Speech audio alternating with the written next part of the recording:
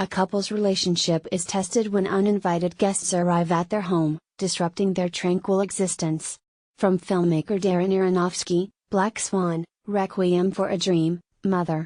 Stars Jennifer Lawrence, Javier Bardem, Ed Harris, and Michelle Pfeiffer. There's a moment early on in Mother, a thrilling descent into House of Horrors madness from writer-director Darren Aronofsky, that suggests the proverbial calm before the storm. A lovely young housewife, Jennifer Lawrence, not sure which color to paint her living room, decides to consult the house itself on the matter. As she places her hands against the wall, the camera zooms through layers of plaster to locate what appears to be a heart beating within, a ludicrous image that nonetheless speaks to the profound connection the woman feels with her home, as if she were its protector rather than the other way around. It, and she, will certainly need protecting. You've probably heard the line about a film's setting being a character in its own right, but rarely has that cliché been appended as ingeniously as it is in Mother.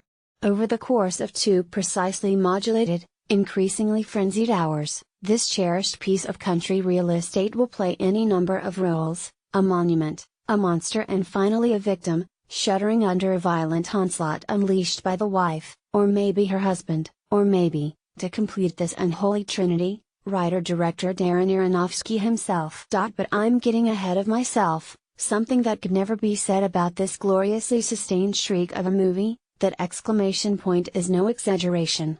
For a story that seems to compress an entire history of human civilization into 2 hours, Mother always unfolds in an unsettlingly immediate present tense. Full coverage, Toronto International Film Festival 2017. After a fiery prologue whose meaning will become clear in due course, it's the start of a new day for Lawrence's housewife, who's listed in the closing credits only as Mother.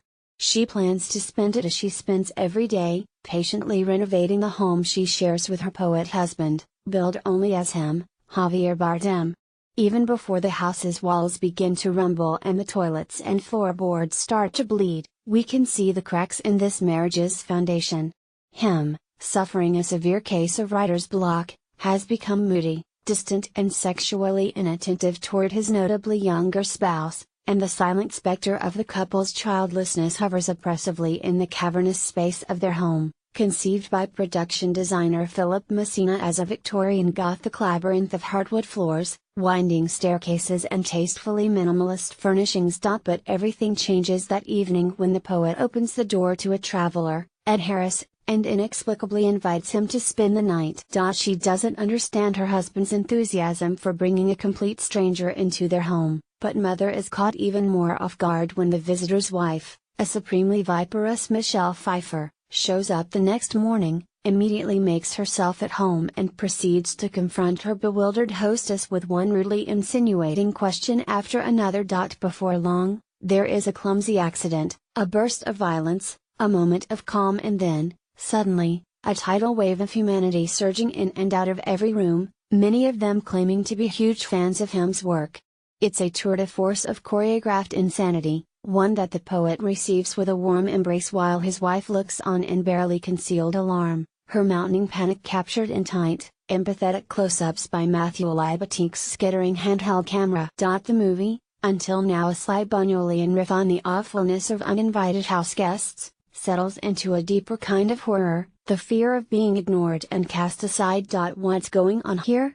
Who are these people, and where are they coming from?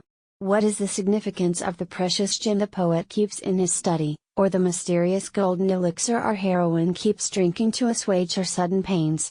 What in God's name is this movie really about?